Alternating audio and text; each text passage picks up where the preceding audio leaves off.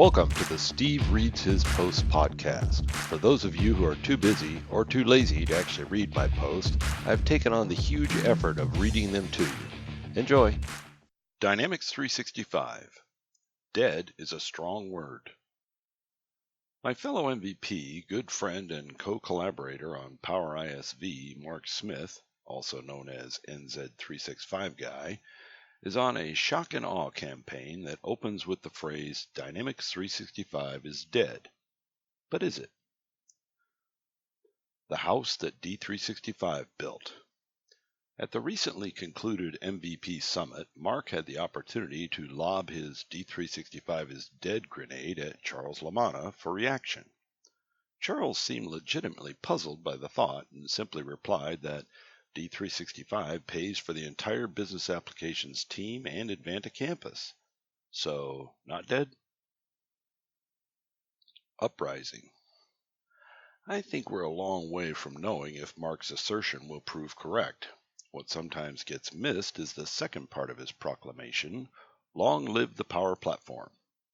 Clearly Mark is placing his bet that the fairly new ability for users and developers to build apps directly on the platform will eclipse the long-standing app offerings from Microsoft that are built on the same platform. Zero-sum game? If anyone should be agreeing with Mark on this one, you would think it would be me. After all, we were one of the first ISVs to shift our applications from above the first-party apps to under them. Our focus is 100% around building on the platform, avoiding the first-party apps entirely. We went all in on the platform. Do I think this motion will overcome the first-party apps? I do not. It is also not a goal or desire of mine. I don't see it as a zero-sum game at all. A fair comparison? There's no possible way that my relatively small team is ever going to build a more sophisticated sales application or any of the other first-party apps on the platform. You're talking about a vast repository of development and refinement created over a very long time, and the hits keep coming with AI and mixed reality, etc. I hear some people try and compare on price in a sales conversation that the platform license is a third of the cost of the plan, as though they discovered a coupon to get the same thing for 66% off. But they are far from the same thing. Customers. Clearly, sales of Dynamics 365 apps are growing significantly year over year, and customers are not buffoons.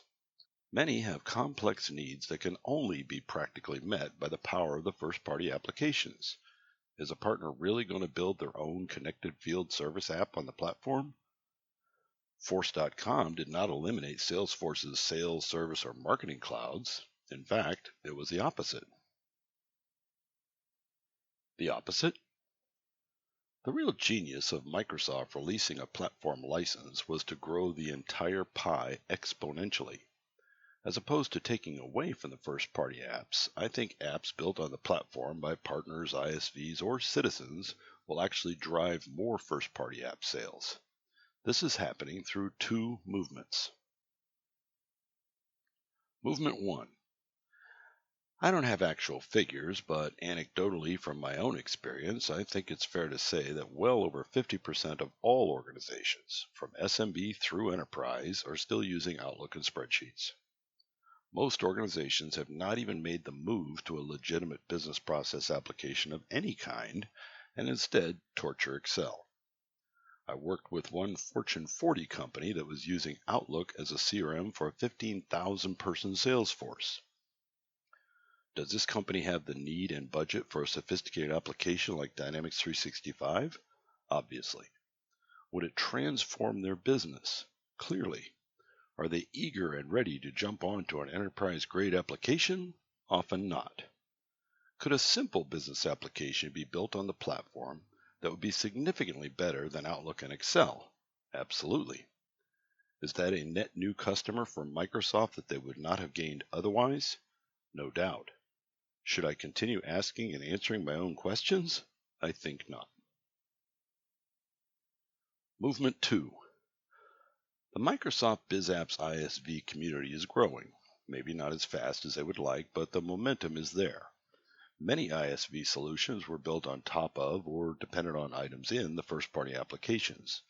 These would be the ones that fall into Goog's patterns of extend or connect. Many of these offered significant enhancements to the D365 apps. Others built their own end-to-end features on top of the first-party apps because that is what they had. So the second movement I see is for certain ISVs to decouple their dependencies and relaunch underneath the first-party apps. This reduces the license cost to their customers, greatly expanding their addressable market, which again grows the whole pie. If a solution does not need anything from the first-party apps, there's no need to price limit your market by sitting on top of it if it is not necessary. Addressable market. Both of the above movements will significantly expand the total addressable market by a factor of, insert big number here. Will they siphon off some potential first-party sales? Sure, but they'll also introduce a ton of customers to the Microsoft Business Applications platform. A customer who starts with some departmental need filled by a custom Power App and has a good experience leads to more investigation by the customer. I have directly witnessed with our own entry-level solutions customers who then moved on to add the full first-party sales, marketing, and AI applications. This was not going to happen without an easy entry point. In fact, I feel comfortable saying that close to 100% of our customers would not be using Microsoft Business Applications at all were it not for the options we made available to them. How can Microsoft accelerate these movements? I know that the BizApps leadership gets it. I know that the PMs who have P&L responsibility for the first-party apps do not get it. Right now, there are only two barriers to explosive growth. The first is artificial first-party protection schemes. The second is prioritization of the tools and programs required for these motions to flourish. I also know that both of these barriers will be coming down very soon.